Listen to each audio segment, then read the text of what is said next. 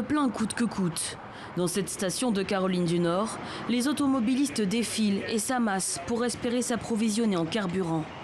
Un risque de pénurie sème un vent de panique au pays de l'automobile. Il n'avait plus d'essence nulle part. J'ai dû aller le long de l'avenue pour faire le plein, c'est tout. On doit juste attendre et être patient. Autour des grandes villes de Caroline du Nord, plus de 30% des stations étaient à court d'essence mardi soir. En cause, le piratage informatique de Colonial Pipeline, l'un des plus importants oléoducs du pays. Il distribue près de 45% des carburants consommés sur la côte est des États-Unis et il se retrouve paralysé. Depuis l'attaque, ses activités ont partiellement repris, mais cela pourrait tout de même entraîner d'importants problèmes de stockage et des pénuries.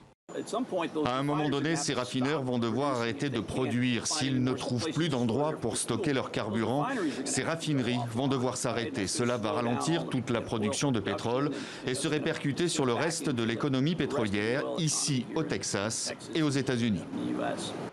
Selon Joe Biden, cette attaque viendrait de pirates basés en Russie et il doit s'entretenir avec Vladimir Poutine.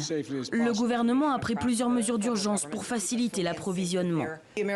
Les Américains peuvent être assurés que cette administration travaille avec l'entreprise pour que le service reprenne dès que possible.